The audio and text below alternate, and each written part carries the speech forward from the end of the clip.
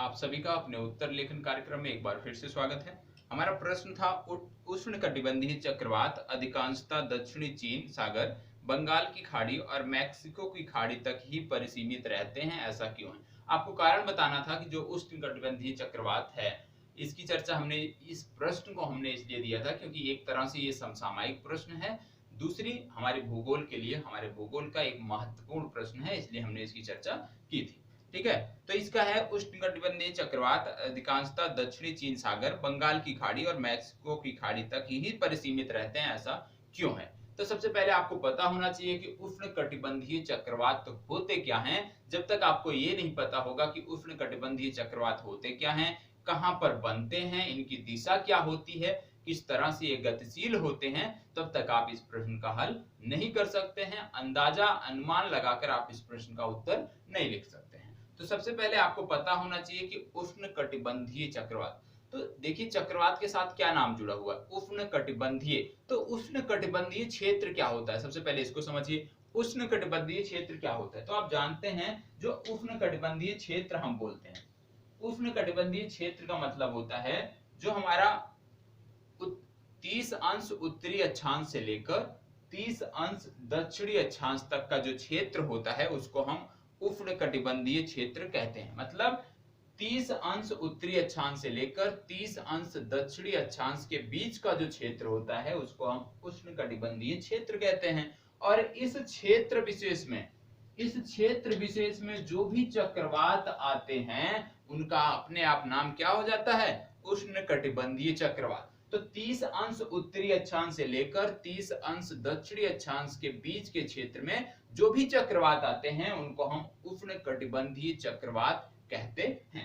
ये चीज आपको पता चल गया। अब बात आती है कि उष्णकटिबंधीय जो चक्रवात होते हैं, ठीक है, इनमें आपको ये पता होना चाहिए कि उत्पन्न कहां पे होते हैं। ये आपने देख लिया कि कहां पे उत्पन्न होते हैं। अब आगे देखते हैं हम इसमें कि ये जो चक्रवात होते हैं ये निम्न वायु दाब वाले अपसरण परिसंचरण तंत्र होते हैं। उष्णकटिबंधीय जो चक्रवात होते हैं क्या होते हैं, निम्न वायु दाब। ये जो शब्द है ये आपकी परीक्षा के लिए महत्वपूर्ण है। यदि यहीं पे उच्च वायु दाब कर दिए तो पूरा उत्तर गलत, कोई कितना भी आपने सही लिखा है कोई पढ़ने वाला नहीं है। तो ये जो हमारे उष्णकटिबंधीय चक्रवात होते हैं ये निम्न वायु दाब वाले अपसरण परिसंचरण तंत्र होते हैं जिनका व्यास सैकड़ों किलोमीटर तक होता है। इनका जो व्यास होता है वो सैकड़ों किलोमीटर तक होता है। ये चर्चा अभी हम कहां पे कर रहे हैं, प्रस्तावना में कर रहे हैं, क्योंकि आप प्रस्तावना में पहले बताओगे उष्णकटिबंधीय चक्रवात क्या होता है, उसके बाद ही आप कुछ इसमें आगे लिखोगे। अब इसमें बात आती है, आपने बता दिया सैकड़ों किलोमीटर तक होता है। जो उष्णकटिबंधीय चक्रवात होती हैं इनकी दिशा भी महत्वपूर्ण होती है और इसको भी प्रस्तावना में लिखा जा सकता है। क्या कि जो उष्णकटिबंधीय चक्रवात होते हैं इनकी जो दिशा होती है ये उत्तरी गोलार्ध में घड़ियों के विपरीत दिशा में, उत्तरी गोलार्ध में घड़ी की जो सुई होती है उसकी विपरीत दिशा में चलते हैं। मतलब यदि चक्रवात उत्तरी दिशा में मान लीजिए बंगाल की खाड़ी में है तो घड़ी की दिशा इस तरह से होती है क्लॉकवाइज, ये एंटी क्लॉकवाइज चलते हैं और इसी तरह से ये भारत के पूर्वी तट पर टकराते हैं। तो याद रखिएगा उत्तर जो उष्णकटिबंधीय चक्रवात होते हैं इनकी दिशा उत्तरी गोलार्ध में घड़ियों के विपरीत दिशा में तथा दक्षिणी गोलार्ध में घड़ियों की दिशा में मूव करते हैं। ये आपको पता होना चाहिए क्योंकि चक्रवात की दिशा तो बहुत ही महत्वपूर्ण है आपकी परीक्षा के लिए। इसके बाद आप जान सकते हैं उष्णकटिबंधीय जो चक्रवात होते हैं ये अपने अत्यधिक पवन वेग, क्योंकि पवनों का वेग बहुत ही अधिक होता है, उच्च ज्वारीय तरंगे, उच्च वर्षा तरलता या गहनता, उच्च वर्षा गहनता। मतलब जो चक्रवात होते हैं एक तो इनका वेग उच्च होता है, वर्षा इनकी जो ये वर्षा करते हैं ये उच्च वर्षा करते हैं, गतिशील बहुत ही ज्यादा गतिशील होते हैं। और क्या होता है इनके द्वारा अत्यंत न्यून वायुमंडलीय दाब जो क्षेत्र होता है, अत्यंत न्यून वायुमंडलीय दाब का जो क्षेत्र होता है वहीं पर इनकी संभावना ज्यादा होती है, वहीं पे ये ज्यादा तबाही मचाते हैं। क्योंकि इनकी प्रकृति क्या होती है कि ये एक जगह पे ज्यादा समय तक बने रहते हैं। जो उष्णकटिबंधीय चक्रवात होते हैं वो एक ही क्षेत्र में कई दिनों तक स्थिर रहते हैं और जब एक तेज वेग के साथ भारी वर्षा के साथ एक ही क्षेत्र में चक्रवात रहेगा तो निश्चित रूप में वो भारी तबाही मचाएगा। तो चक्रवातों के भारी तबाही मचाने का एक प्रमुख कारण ये भी है कि इनका वेग बहुत तीव्र होता है, वर्षा बहुत अधिक करते हैं और एक ही क्षेत्र में कई कई दिनों तक बने रहते हैं, जिससे वो पूरा क्षेत्र नष्ट हो जाता है। ठीक है, तो आप ये सारी चीजें आपने प्रस्तावना में लिख दिया। अब आगे क्या लिखना है, कारण क्या होता है। उष्णकटिबंधीय चक्रवात हमारे बंगाल की खाड़ी में, बंगाल की खाड़ी की बात हुई थी, फिर बात हुआ था मैक्सिको की खाड़ी और दक्षिणी चीन सागर में ही क्यों बनते हैं। तो दक्षिणी चीन सागर, मैक्सिको की खाड़ी, बंगाल की खाड़ी में इसलिए बनते हैं क्योंकि आपने पूर्व में देख लिया, इन तीनों की यदि अवस्थिति देखोगे, चाहे आप बंगाल की खाड़ी की अवस्थिति देख लो, चाहे मैक्सिको की खाड़ी की अवस्थिति देख लो, या दक्षिणी चीन सागर की अवस्थिति देख लो, इनका जो विस्तार है, इन तीनों का जो विस्तार है 30 अंश उत्तरी से लेकर 30 अंश दक्षिणी तक ही है। मतलब 30 अंश उत्तरी गोलार्ध में और 30 अंश दक्षिणी गोलार्ध के बीच में ही ये तीनों आते हैं। और जब ये तीनों इसी के अनुकूल, जब इसी के अंतर्गत आते हैं, तो यहाँ पे परिस्थितियां जो हैं वो अनुकूल हो जाती हैं। कैसे, कारण क्या क्या है वो देख लेते हैं। उष्णकटिबंधीय जो चक्रवात होते हैं, इनके लिए सबसे जरूरी चीज क्या है। सबसे पहली बात तो ये उसी क्षेत्र विशेष में आएंगे, और सबसे जरूरी क्या है कि उस समय समुद्र सतह जो है उसके जल का तापमान कितना होना चाहिए, 27 डिग्री सेंटीग्रेड से ज्यादा होना चाहिए, तभी उष्णकटिबंधीय चक्रवात आते हैं। और आप जानते हैं कि जब बात हो रही है कि 30 अंश उत्तरी या 30 अंश दक्षिणी, तो गर्मियों के समय में, भारत की बात कर लें, हम उत्तरी गोलार्ध की बात कर लें, तो गर्मियों के समय में जो 30 अंश तक का हमारा भाग है, 30 अंश उत्तरी अक्षांश तक का जो भाग है, वहां पे देखने को क्या मिलता है कि तापमान गर्मियों में अक्सर 27 degree centigrade, 27 degree Celsius cross कर जाता है। और जब 27 डिग्री क्रॉस कर जाता है तापमान, तो यहाँ पे क्या होता है, एक संभावना अपने आप बन जाती है उष्णकटिबंधीय चक्रवात की। तो एक प्रमुख कारण है ये 27 डिग्री सेंटीग्रेड तापमान। और बात आती है बंगाल की खाड़ी, मैक्सिको की खाड़ी या दक्षिण चीन सागर, क्योंकि ये कर्क और मकर रेखा के बीच में ही स्थित है ये तीनों, और कर्क और मकर रेखा के बीच में स्थित होने के कारण इनका तापमान गर्मियों में अक्सर 27 क्रॉस कर जाता है, इसलिए यहाँ पे चक्रवात आपको देखने को मिलते हैं। दूसरी बात आती है कि ये जो तीनों की बात हुई, चाहे बंगाल की खाड़ी, मैक्सिको की खाड़ी या दक्षिण चीन सागर, तो आप देखोगे दक्षिण चीन सागर के बारे में आप भली बात परिचित होगे क्योंकि विवादित क्षेत्र है।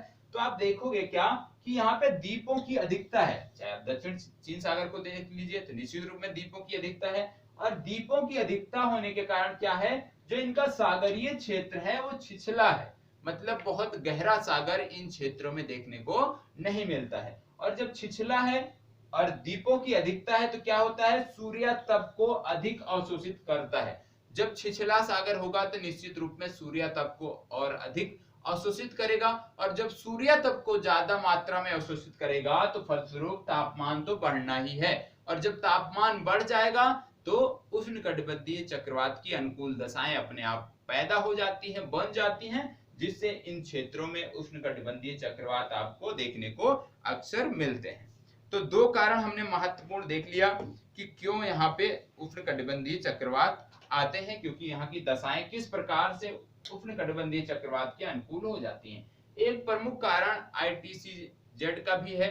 ये क्या है, क्योंकि आप जानते हैं उष्णकटिबंधीय चक्रवात अंतर उष्णकटिबंधीय अवसरण क्षेत्र, जिसको ITCZ बोलते हो, इससे संबंधित होते हैं। और इस मेखला का विस्तार, ITCZ का विस्तार ग्रीष्म काल में यदि हम देखें तो उत्तरी गोलार्ध में पाया जाता है, और उत्तरी गोलार्ध में जब ITCZ का विस्तार होगा तो यह भी एक अनुकूल परिस्थिति तैयार करता है, किसके लिए, चक्रवातों के लिए। तो चक्रवातों की बारंबारता आपको देखने को मिलती है।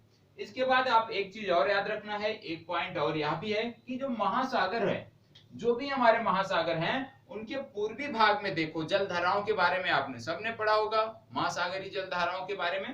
तो जो भी हमारे महासागर हैं, आप देखोगे कि इनके पूर्वी भाग में ठंडी जलधाराएं देखने को मिलती है, और पश्चिमी भाग में गर्म जलधाराएं देखने को मिलती हैं। और जब आवश्यक दशा, आप जानते हो कि चक्रवात की आवश्यक दशा क्या है कि तापमान 27 से ज्यादा होना चाहिए, तो कहां पे होगा, जहां पे गर्म जलधारा होगी। तो जो पश्चिमी भाग होता है, जो भी महासागरों का पश्चिमी भाग होता है, वहां पे अक्सर इनकी अनुकूल परिस्थितियां होती हैं, और वहां पर अक्सर इस तरह की चीजें देखने को मिलती हैं। दूसरी बात, एक और अन्य बात क्या है, आप जानते हो कि जो चक्रवात हैं, जो भी उष्णकटिबंधीय चक्रवात आते हैं, जो भी उष्णकटिबंधीय चक्रवात आते हैं, उनका एक अलग से आप देखो उनके अनुकूल परिस्थितियों के लिए कोरियोलिस बल जो होता है वो भी महत्वपूर्ण भूमिका निभाता है।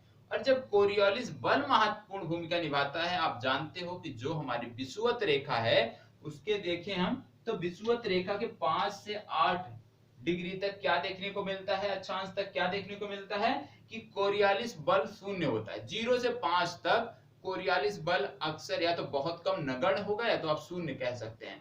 तो यहाँ पे कोरियोलिस बल शून्य होता है, इसीलिए उष्णकटिबंधीय चक्रवात आपको 5 से 8 के बाद ही, अक्षांश के बाद ही देखने को मिलेंगे। 8 डिग्री अक्षांश के बाद ही आपको उष्णकटिबंधीय चक्रवात देखने को मिलते हैं। तो चक्रवातों का प्रमुख कारण क्या है चक्रवात आने का? 3 से 4 महत्वपूर्ण जो मुद्दे थे, महत्वपूर्ण जो बिंदु थे चक्रवातों से संबंधित, उष्णकटिबंधीय चक्रवात से संबंधित, पूरा बताने का अपनी तरफ से प्रयास किया है। उम्मीद करता हूं आप सबको एक बेहतर आंसर कैसे लिखा जाए इसका एक आइडिया हो गया होगा। तो अब आपको क्या करना है आपने बता दिया। देखो इस तरह के जब कोई आंसर आए तो एक प्रस्तावना आपको लिखनी है, एक कारण लिखना है और कारण के बाद आपको कंक्लूजन या निष्कर्ष जाके लिखना है। तो ये सारे कारण हो गए, प्रस्तावना आपने पहले देख लिया था। अब निष्कर्ष में क्या आप लिखोगे? निष्कर्ष में लिख सकते हो आप, कह सकते हो आप कि उपरोक्त कारणों से स्पष्ट होता है या उपरोक्त कारणों के आधार पर हम कह सकते हैं कि उष्णकटिबंधीय चक्रवातों की उत्पत्ति के लिए कोई एक निश्चित दशा जो है जिम्मेदार नहीं होती, इसके लिए बहुत सारी दशाएं जिम्मेदार होती हैं जो अनुकूल परिस्थितियां तैयार करती हैं, जिसके बाद उष्णकटिबंधीय चक्रवात देखने को मिलते हैं। तो इस तरह से एक आपका बेहतर उत्तर समाप्त होगा। आप जैसे जल धाराओं की बात किया था, यहाँ पे आप नाम भी दे सकते हो किसी एक ठंडी जल धारा का या गर्म जल धारा का, तो आपका उत्तर और बेहतर माना जाएगा। तो यहीं पे अपनी चर्चा समाप्त करते हैं, कल फिर मिलेंगे एक नए प्रश्न के साथ। तब तक इसी प्रकार से हमारे साथ बने रहें। लेकिन आप सबके लिए एक सूचना है, एक रिक्वेस्ट है, एक निवेदन है। क्या है कि जल्द से जल्द प्लीज, कम से कम यदि आप वीडियो अच्छी लगती हो तो प्लीज उसको शेयर किया करें। जो आपके व्हाट्सएप ग्रुप हैं या फेसबुक ग्रुप हैं उसमें शेयर किया करें, जिससे जल्द से जल्द जो हमारा टारगेट है वो कंप्लीट हो, जिससे आपकी लाइव क्लासेस प्रारंभ की जा सके। और जो लाइव सेशन है, जैसे हम करंट अफेयर्स की बात करते हैं, करंट अफेयर्स हम लाइव रख सकते हैं, या मेंस आंसर राइटिंग जो करते हैं इसको लाइव रख सकते हैं, या जिलेवार जो अध्ययन है उसको लाइव रख सकते हैं, या कुछ नया सोचकर लाइव कर सकते हैं। तो लाइव सेशन खुल जाने से बहुत सारा बृहद परिप्रेक्ष्य में हम चीजों को लेकर चल सकते हैं, देख सकते हैं, और एक निश्चित टाइमिंग हो जाएगी आपकी क्लास की कि हाँ इस निश्चित समय पर आपको ये क्लासेस मिलेंगी। तो यहीं पे अपनी चर्चा समाप्त करते हैं। नमस्कार, उम्मीद करता हूँ आप सब शेयर अवश्य करेंगे। धन्यवाद।